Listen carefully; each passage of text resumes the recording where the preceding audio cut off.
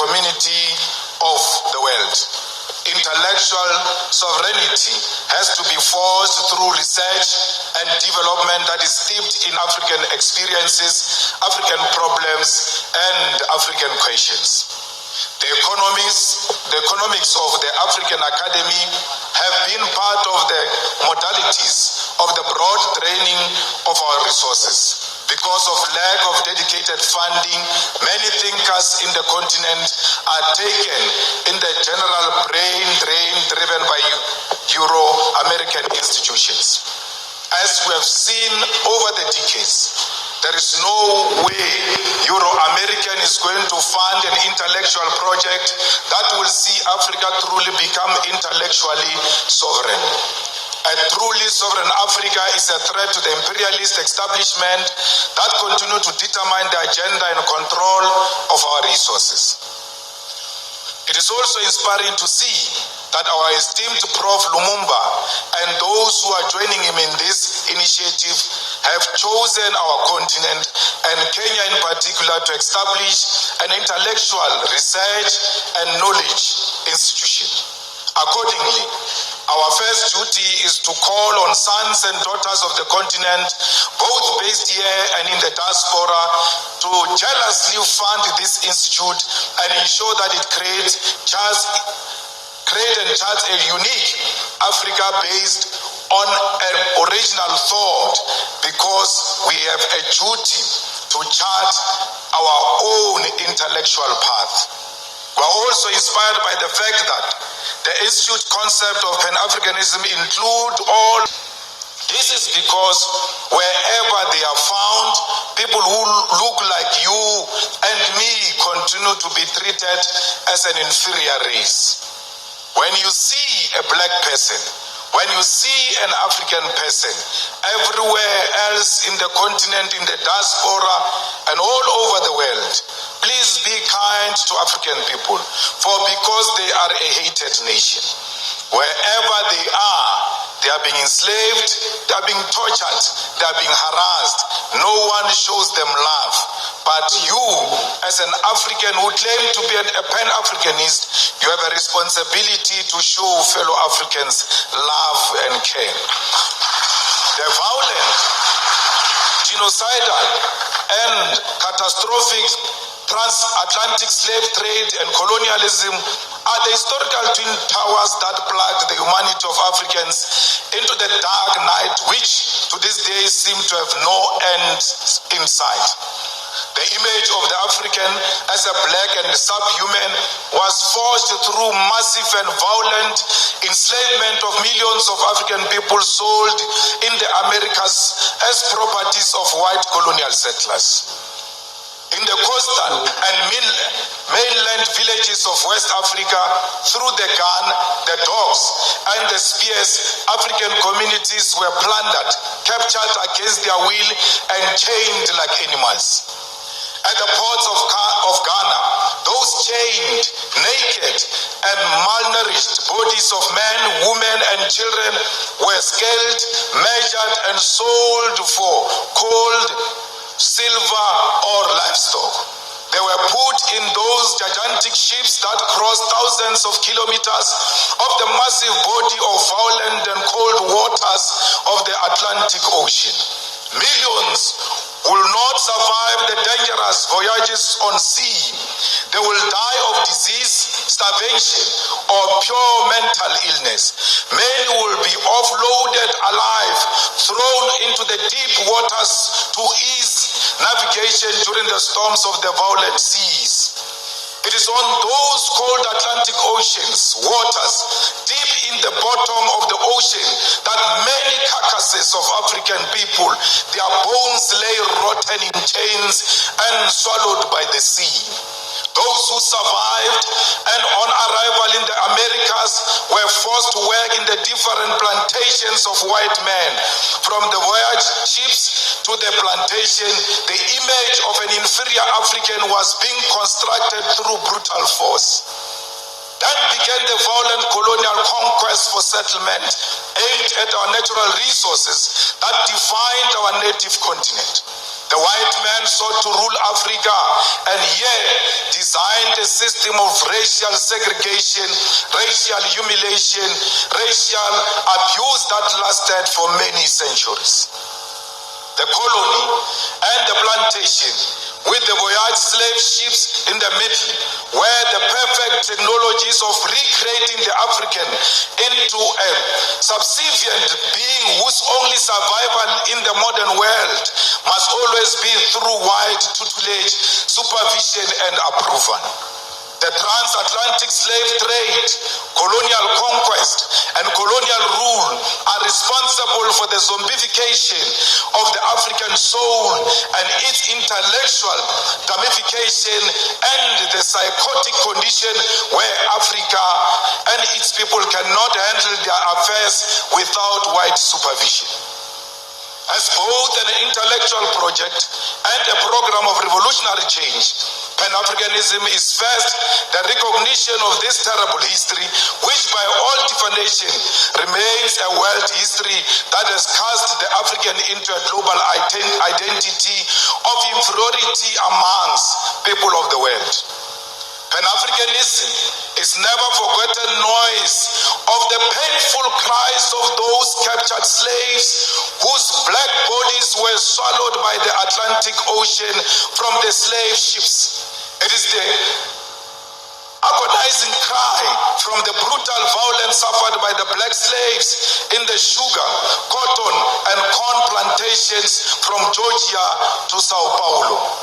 Pan-Africanism is also the resounding victory from the theater of the Haitian Revolution from 1781 to 1804, led by the greatest descendant of our continent, Toussaint Louverture. Together with his patrons, they bravely led the first and only successful slave revolution in human history, defeating a combined European force commanded by a Napoleon Bonaparte. It is the bravery of those African former slaves who will define citizenship on a racial definition of blackness, declaring that Haiti belongs to black people regardless of the color of their skin. Pan-Africanism is also the anger emanating from the countless defeats suffered by the patrons, the brave soldiers like those of Mau Mau and Bambata rebellion, defeated at the hands of the brutal British colonial forces.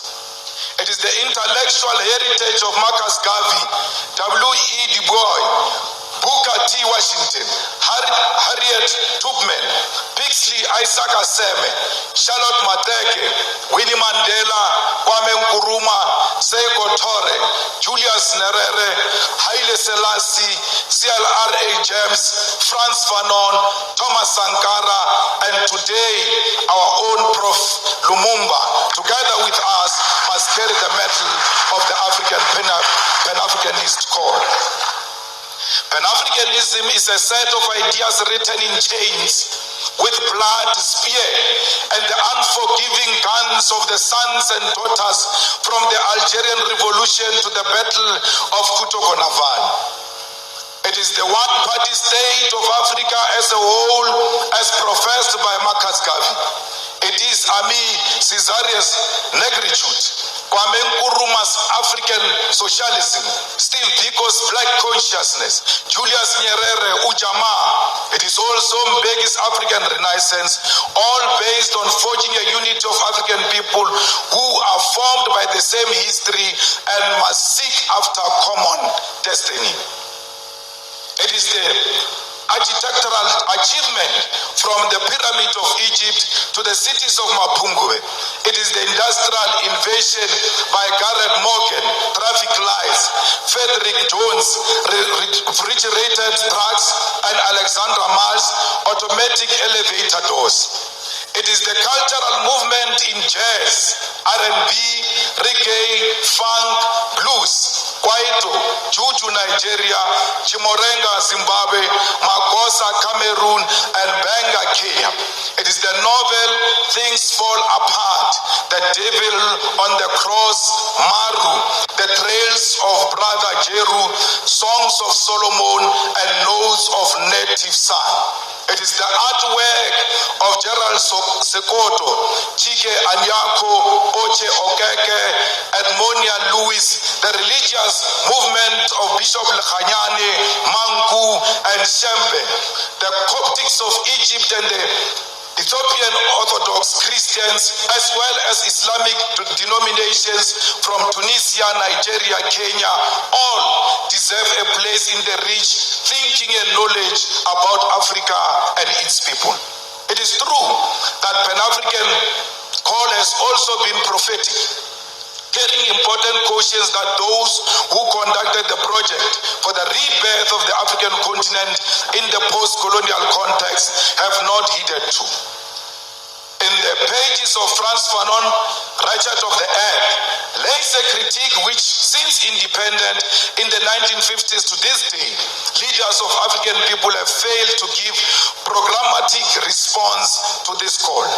First and foremost, the Pan-African call is a call for African unity, not cooperation, collaboration, or coexistence. Many of you confuse the unity of Africa to mean collaboration or cooperation. We don't want to cooperate, we don't want to collaborate, we want to be one, and being one means we must share the same vision and the same direction.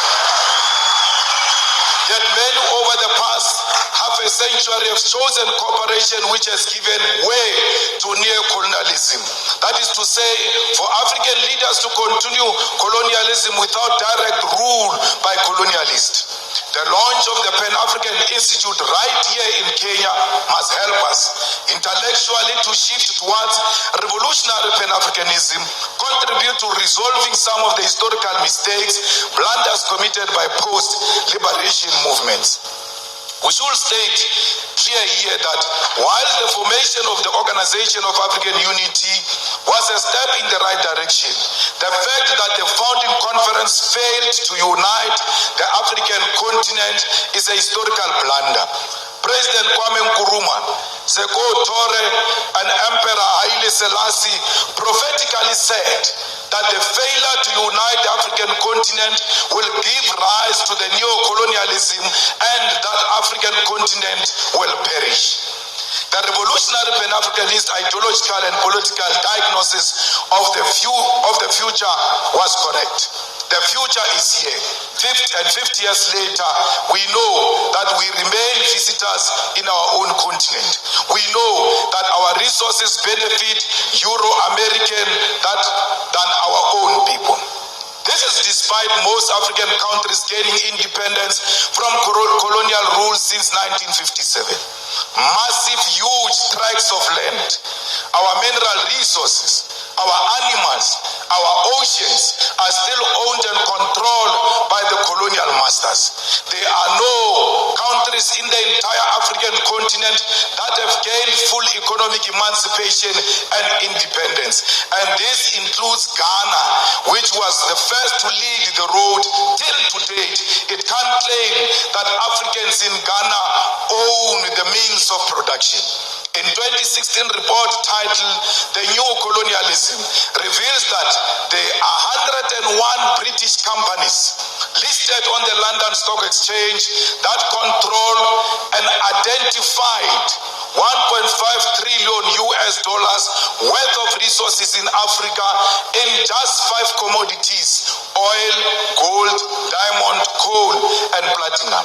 This is a very conservative figure since it includes resources listed by only some companies. Many companies do not provide the figures of the resources they control. And majority of these companies that do not tell us what they control and what they own in Africa are found in DRC, because they are the ones who fuel the divisions in DRC, they are the ones who fuel the fight in DRC, and they are stealing the resources of DRC because they know there is no proper accountability for such resources. The War on Want report colonialism further illustrate that the fact that these 101 companies control and own the following key resources on our continent. 6.6 billion barrels of oil, currently worth 276 billion US dollars. They control 79.5 million ounces of gold, worth 119 billion US dollars. They control 699.3 million carats of diamonds, worth 134 billion of US dollars. 3.6 billion tons of coal, worth 216 billion US dollars. 287 million ounces of platinum, worth 305 billion US dollars. These are the numbers that reflect British neo-colonialism in the African continent. I've not spoken about what French companies are doing. The Portuguese continue to play a significant role in the economy of Mozambique and Angola. The French continue to micromanage all the countries that were their colonies except the recent liberated zones of Mali and Burkina Faso.